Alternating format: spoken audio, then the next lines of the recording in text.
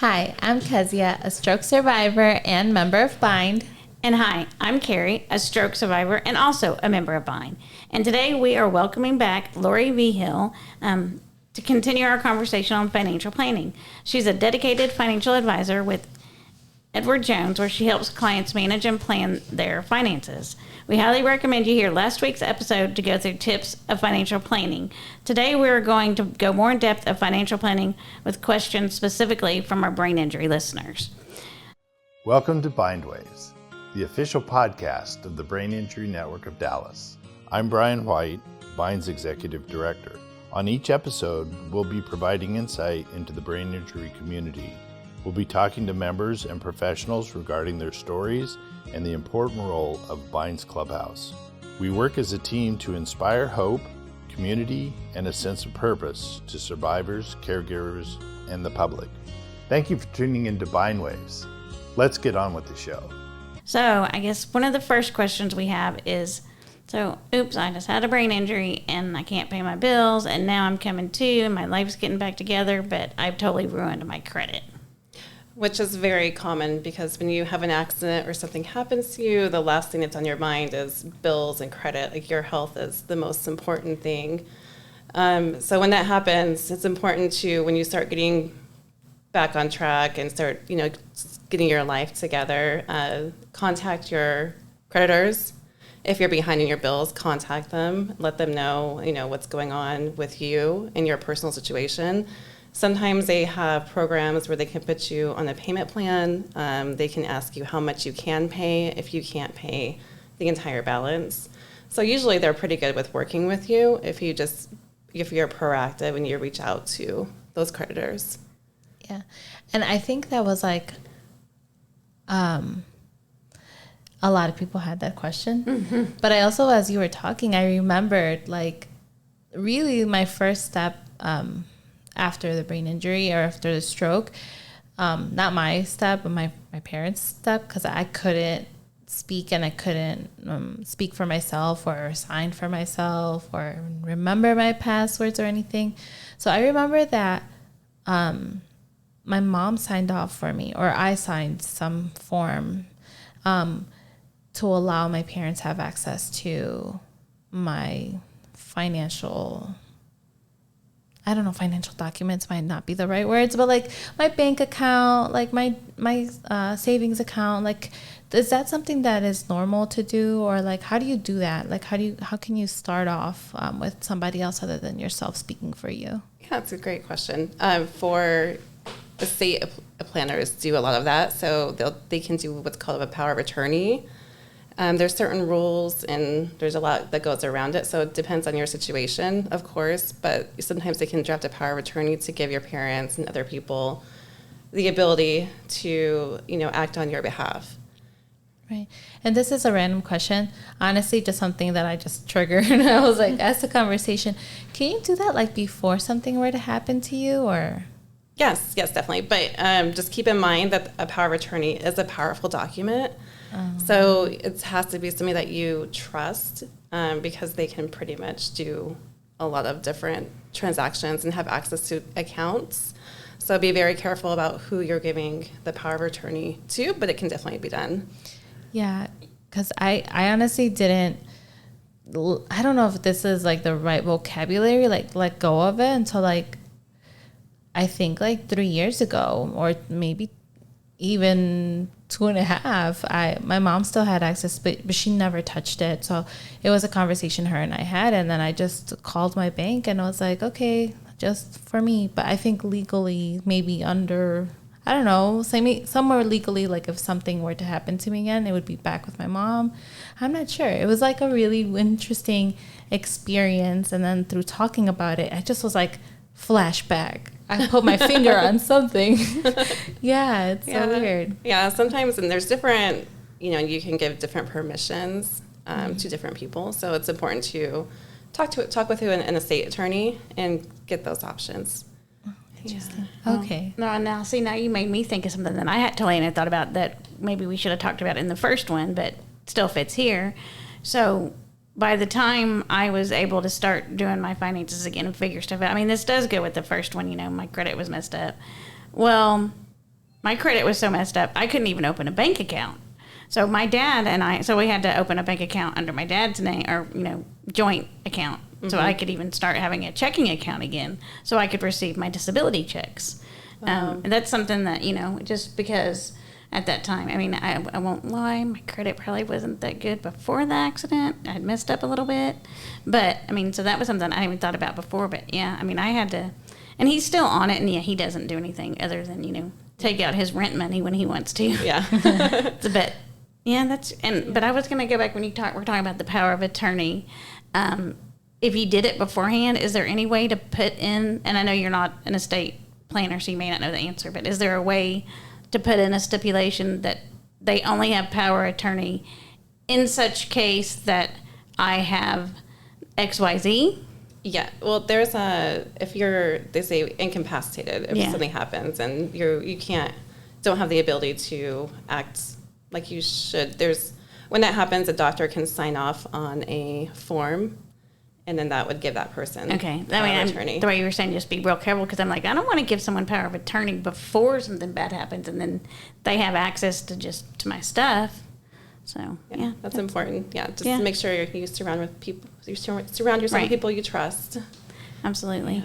Yeah, that makes sense. I feel like I was having flashback through this whole conversation.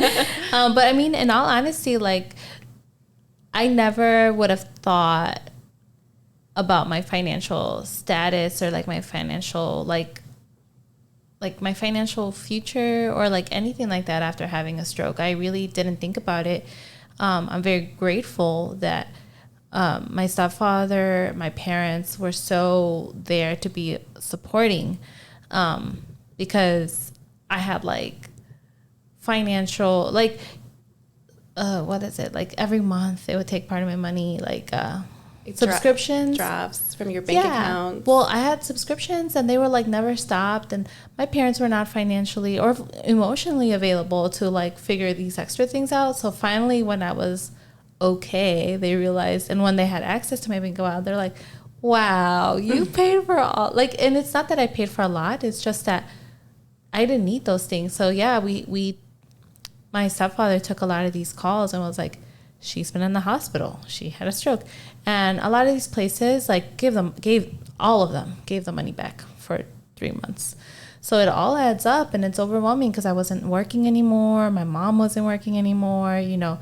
All the bills that were being paid by my family, by friends, supporters, was really my medical bills that are overwhelming. So I think it's important to know that these things can be changed. Like, a lot of these big companies can give the money back because of the medical situations. Yes, yeah. Be proactive and contact them and ask. All you can do is ask, right? Yeah. Right. All they can do is say no. Yeah. Which kind of goes off to one of the questions, if we kind of roll back into the credit scores, and like, is there any really good resources that you can share to our listeners that would be easier to use and available for people with disabilities on how to be able to learn about your credit score, be able to learn about it and use it? Yeah, there's a lot of good nonprofit organizations. Make sure it's a nonprofit, because they have your best interests at heart, right? So a good one I use, a good app, is Credit Karma, just to log in and see I think I mentioned this last time, just to see your credit score. And you can actually see all the credit cards you have that are outstanding. And if you do have anything in collections, it usually shows up. So you can see that. And then any like nonprofit organization to help with credit building. And there's a lot out there. There's a lot of resources out there to help you. Yeah. Oh, yeah. Yeah. I also feel like not only our medical situations, like especially brain injury, none of that it's cheap. Like, even if you have insurance, it's like a daunting, the daunting bills come in and it becomes overwhelming. So I think one of the more basic questions is just like, is the medical situations or your medical bills really affecting your credit? Is that like, or does it make a difference whether it was like you missed payments on your, like on your car compared to being in debt for your medical? I think it depends, right? Sometimes if they go into collections and they report that to a collection agency, that will impact you. But if you're proactive and you reach out to the doctor's office or the hospital and ask for, this is my situation, this is what I'm going through, what can we do? Yeah. Yeah. Yeah. And I don't, sorry. No. I don't know if this is too personal, but whatever. I'm an open book. Especially on a podcast, I feel like it would have been great for me and my friends and family to have this information. But I just picked up the phone one day when I was able to talk, and I was like, I can do only $10. Like, I really can only do that. And they accepted it. And I was like, wow, I could have said $5. Yes, I've heard of that happening quite a bit, because they'll take whatever you can pay. Right. They just want some money. They just want something. So if you can pay $10 a month and not have it go to collections, I mean, even $1. Yeah. Whatever you can do, something. Just to prevent that bill from going to collections. Yeah. It's huge. Yeah, it is. And speaking of that, I mean, one of the questions was, is there a way to decrease your medical debt? And I guess the only way would really be with that institution. I mean, there's not, or maybe a nonprofit. I mean, is there anything out there that you can work with that is specifically focused for those that have become disabled, that works specifically with disabled people to reduce that medical debt? No, maybe not all your debt, but specifically medical debt. I think there are some nonprofits that will work with you to contact the institutions to see if they can help that get reduced. But again, it goes back to being proactive and contacting the hospital or doctor's office to see what they can do for you.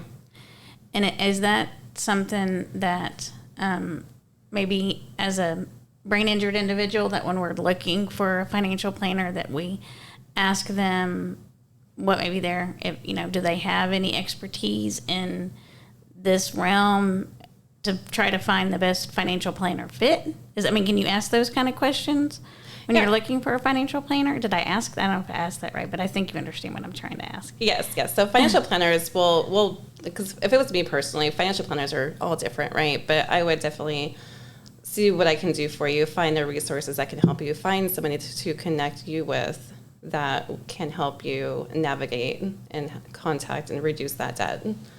I think we work with a lot of different professionals, so we work with CPAs, we work with attorneys, and we're proactive in reaching out to and finding those resources in that person and connecting you with that person who has that expertise in that area.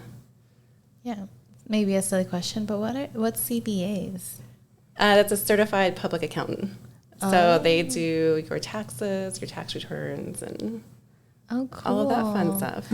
Taxes are not fun. No. I don't think to anyone, regardless of a brain injury or not. No, they're not. Interesting. Okay, that's cool. I mean, I think that's really good for you to know, for especially your listeners, to know that it's not just, a financial advisor. It's like there's a team available to figure out the solutions or the best solutions that could fit your needs. Right. So I think that's really cool. Yeah, and a good financial planner would help you find the people that they recommend that can help you. Okay, cool.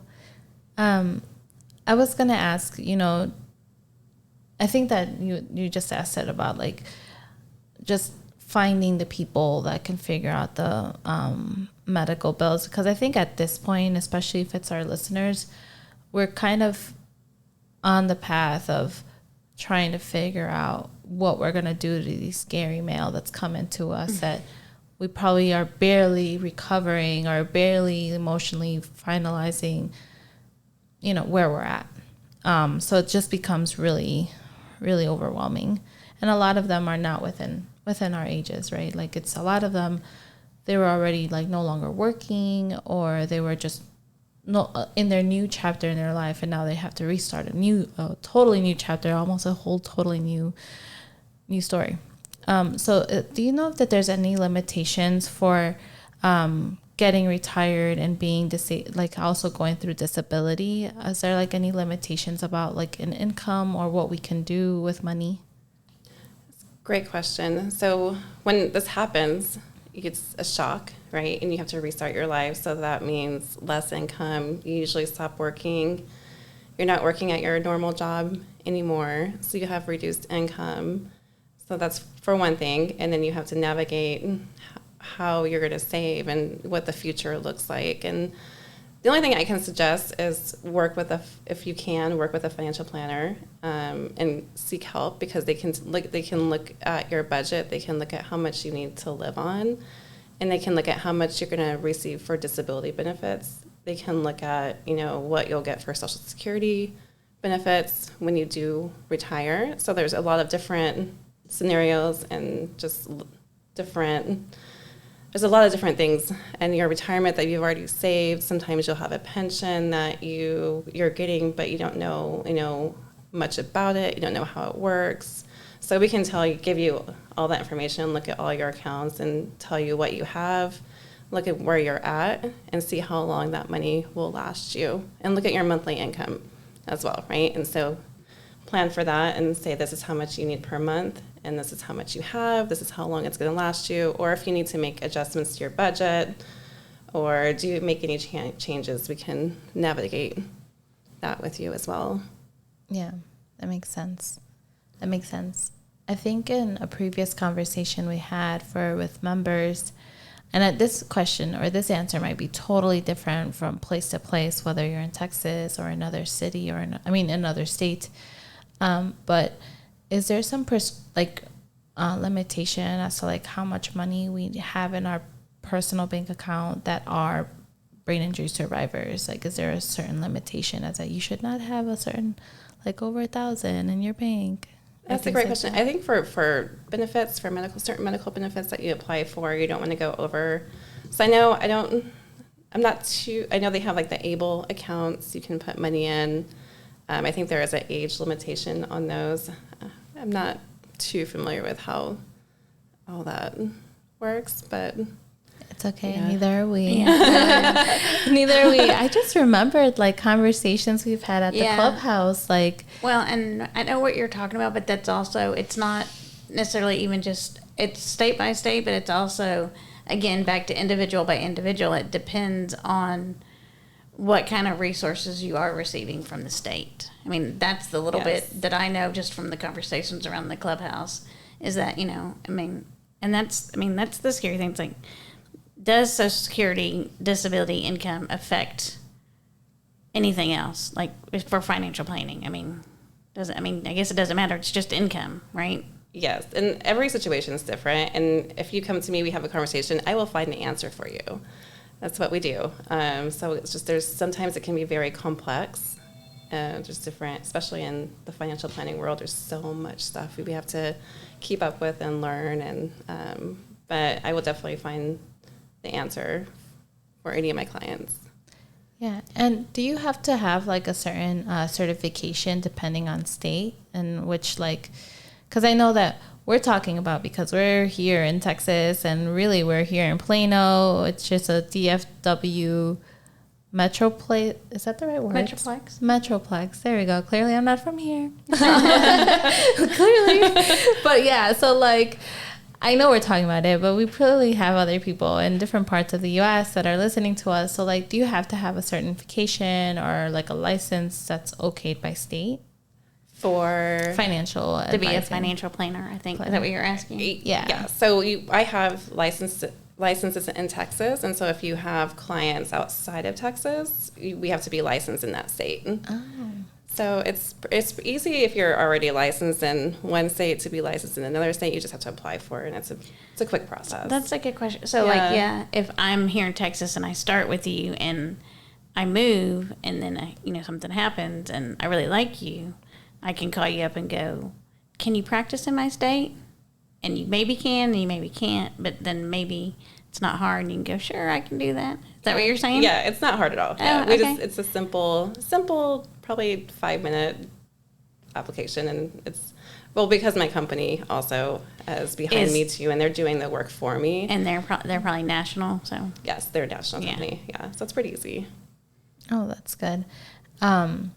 Do you have any advice, actually, for our listeners or us, because we need it too? I think everybody needs it, right? So is there any advice that you would find the best for financial planners to brain injury survivors? I think this is like a whole new little world you've kind of gotten into, because I don't know if you've had members or family members affected. But yeah, there's so much things that we wonder as brain injury survivors. Like, do you have a special like advice that you would like to share to our listeners? My number one advice is, if you're unsure, ask. Yeah. Find somebody who you can trust, a loved one, parents. A lot of parents and loved ones, they do work with financial planners. So if you are looking for a financial planner and a good one, it's the best, to ask around. And, I'm more than happy to help always. But yeah, I would say don't avoid it, because the longer that you avoid letting your bills go and letting it gets worse. So it's better just to tackle it head on and get a plan together. Number one is get a plan. That way you feel more comfortable in your financial situation. You know what's going on, because when we don't have a plan, there's just this uncomfortableness, right? There's this unease, and you feel so much better once you just kind of start tackling everything. And it's not going to happen all at once. It's a day by day process, as I'm sure both of you know. It's not an easy. No, it's not an easy process, but just take one day at a time and ask for help. Okay, great. Well, thank you, Lori. We so appreciate you having you back here with us again. And yeah, we have lots to think about, us and our listeners. So we want to thank you again for visiting, and thank you for our listeners for listening. And if you have additional questions, look up Lori on Edward Jones, and Google Edward Jones and Lori and see if she can help you out. So. I can share my contact information unless you guys can share it. Yeah, we can probably definitely have it linked in our description. But if you would like to share right now, I think that we could definitely do that. Okay. Yeah, you can email me at lori.vhill@edwardjones.com. And, of course, you can look at my website, lorivhill@edwardjones. And do us a favor. Yes. Spell your last name. Sure. It's V as in Victor, E as in Echo, J as in John, I as in India, L as in Lima, Vejii. Okay. Thank you. And I also just want to give a huge shout out to Lori for coming to us. None of us had ever met her in person. And then on top of that, you're going to be coming more around at Bind to continue teaching brain injury survivors here at the clubhouse, and how to do this. How to start off with really simple things that are very difficult to us after a brain injury. And if you don't know what I'm talking about, listen to the first episode. That's all about it. That's all about it. So honestly, thank you so much. I'm so grateful for meeting you and for you taking that option to come and talk to us. Thank you. I'm so grateful to be here, and thank you for having me. Yeah. And of course, for all of you listeners, if you would like to contact us and tell us what you would like to hear about, you can always contact us at thebind.org /bindwaves, which you will find the email, which is bindwaves@thebind.org. And just follow us on Instagram, which of course it's at at bindwaves. And the Bind is the Bind's website. Yeah, I know. Sorry. It's okay. And again, don't forget to click the like button, the share button, the subscribe button, and the notify button on YouTube.